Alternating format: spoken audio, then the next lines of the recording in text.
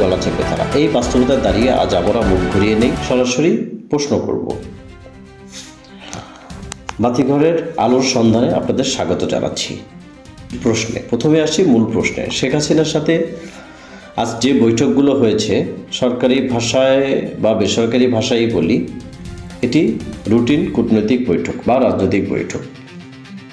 কিন্তু রাজনীতিতে একটি কথা মনে রাখতে হবে, রুটিন বৈঠক বা রাজনৈতিক রুটিন বৈঠক কখনো রুটিন সময়ে হয় না।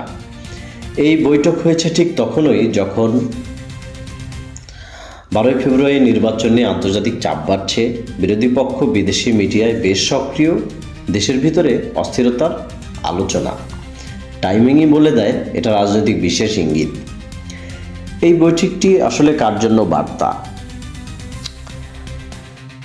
আন্তর্জাতিক মহলের জন্য আমরা বিচ্ছিন্ন নই কথা চলছে, বিরোধী দলের জন্য সব দরজা বন্ধ হয়নি, দেশের ভিতরের শক্তিগুলোর জন্য পরিবর্তন আসতে পারে কিন্তু আমাদের স্বার্থে। এটা আসলে সমঝোতার ঘোষণা না, কিন্তু সমঝোতার দরজা খোলার স্পষ্ট সংকেত বলা যায়। এবার একটু অন্য প্রান্তে তাকাই।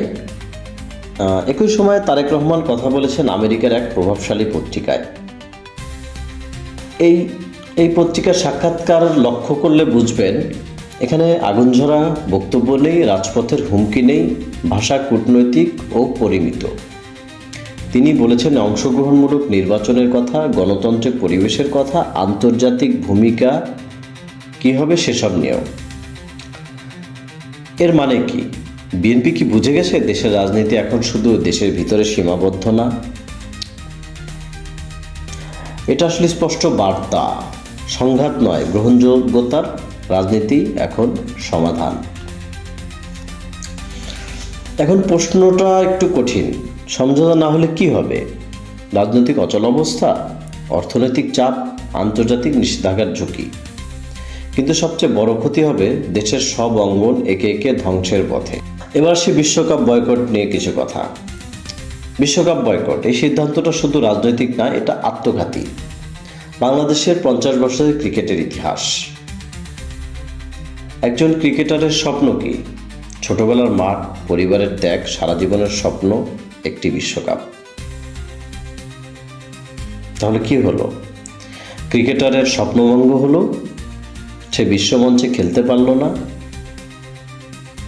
তার জীবনের সবচেয়ে বড় মঞ্চটা কেড়ে নেওয়া হলো। ক্রিকেট বোর্ডের এই রাজনৈতিক মেরুকরণে মেধার বদলে আনুগত্য প্রকাশ পেল কিনা সেটা সময়ই বলে দিবে। ফলাফল, ক্রিকেট আজ ধ্বংসের মুখে। একজন ক্রিকেটার ছোটবেলা থেকে স্বপ্ন দেখে সে বিশ্বকাপ খেলবে, সেটা হোক টি-20, সেটা হোক একদিনের আন্তর্জাতিক। শুধু ক্রিকেটার নয়, যে কোনো ক্রীড়াঙ্গন হোক বা শিল্প সাহিত্য, যেখানেই হোক সবারই স্বপ্ন থাকে বড় মঞ্চে নিজেকে মেলে ধরা। এবার আসি সাংবাদিকতার প্রশ্নে। আজ সাংবাদিকরা কিন্তু প্রশ্ন করতে ভয় পান, প্রশ্ন করেন না, আগে ভাবেন এটা বললে কি হবে। প্রথমত ডিজিটাল আইনে মামলা, দ্বিতীয়ত চাকরি হারানোর ভয়। ফলাফল, সত্য চাপা পড়ে যায়, চলে সুবিধাজনক গল্প। সাংবাদিকতা আছে কিন্তু স্বাধীনতা নেই। শিল্প সাহিত্য নিয়ে কিছু বলবো। শিল্পীর কাজ প্রশ্ন তোলা, লেখকের কাজ প্রতিবাদ করা। কিন্তু আজ ভিন্নমত মানেই সমস্যা, অনুদান নির্ভরতা, আত্মসেন্সরশিপ। একটা সমাজ যখন গান, কবিতার, নাটককে ভয় পায়, সেই সমাজ অসুস্থ। আপনারা জেনে থাকবেন আজ আমেরিকা ও ইংল্যান্ড তার নাগরিকদের বিশেষ সতর্কতা বা বিশেষ কূটনৈতিক ইঙ্গিত দিয়েছে। বাংলাদেশে আসন্ন 12 ফেব্রুয়ারি নির্বাচন উপলক্ষে আমেরিকা ও ইংল্যান্ড তাদের নাগরিকদের বাংলাদেশের ভ্রমণের সতর্কতা জানিয়েছে। এটা শুধু নিরাপত্তা নোটিশ না, এটা একটা কূটনৈতিক ইঙ্গিতও বলা যায়। মানে তারা অস্থিরতার আশঙ্কা করছে, পরিস্থিতির দিকে বিশেষ নজর রাখতে বলছে। অর্থাৎ নির্বাচন উপলক্ষে দেশের আইন শৃঙ্খলার আরও অবনতি হতে পারে, এই জন্যই তারা তাদের নাগরিকদের বিশেষ সতর্কতা জানিয়েছে। তাহলে কি বাংলাদেশের নির্বাচনে আমেরিকা সহিংসতা দেখতে পাচ্ছে? সেটা সময়ই বলে দেবে। এবং এছাড়াও আল জাজিরা গত সপ্তাহে আমাদের বাংলাদেশের নির্বাচন এবং পরিবেশ নিয়ে একটা রিপোর্ট করেছে। তাদের রিপোর্টটা আসলে দুটি দিক উঠে এসেছে। পশ্চিমা বিশ্ব বিশৃঙ্খলা চায় না, একতরফা নির্বাচনও চায় না। তারা চায় নিয়ন্ত্রিত অংশগ্রহণ, সীমিত বিরোধিতা, মানে ম্যানেজ ডেমোক্রেসি। সব মিলিয়ে প্রশ্নের উত্তর পরিষ্কার। হ্যাঁ, শেখ হাসিনার সাথে এই বৈঠক রাজনীতির বিশেষ ইঙ্গিত। সমঝোতা আদর্শের প্রশ্ন না, এখন সমঝোতা টিকে থাকার প্রশ্ন।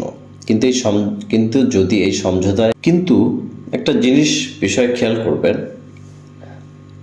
শেখ হাসিনার বৈঠক বা শেখ হাসিনার গত সপ্তাহে G20 সাক্ষাৎকার এবং তারেক রহমানের আমেরিকার প্রভাবশালীদের সাক্ষাৎকার একটা বিষয় ইঙ্গিত দিচ্ছে, স্বাধীনতা এবং সার্বভৌমত্ব মুক্তিযুদ্ধের পক্ষে এবং দেশের সামগ্রিক পক্ষে কি বিশেষ সমঝোতার দিকে যাচ্ছে। আমরা জানি না এই সমঝোতায় ক্রিকেট বাজবে কিনা, সাংবাদিকরা কথা বলতে পারবে কিনা, সংস্কৃতি বা আলোড়িত হতে পারবে কিনা, আমরা সেটা সময়ই বলে দেব। তবে এটুকু বলি, গণতন্ত্র ফিরে আসুক। গণতন্ত্র মানে কথা বলার সাহস, গণতন্ত্র মানে স্বপ্ন দেখার অধিকার। আপনি কি মনে করেন, ভবিষ্যতে বিএনপি বা আওয়ামী লীগ কোনো সমঝোতা হতে পারে? কমেন্টে লিখুন, চাইলে কথা বলতে পারেন। কারণ আপনার চুপ থাকা এটা আত্মঘাতী। চুপ থাকলে সিদ্ধান্ত কিন্তু অন্যরাই নেয়। তাই কথা বলুন, শেয়ার করুন এবং আওয়াজ দিন।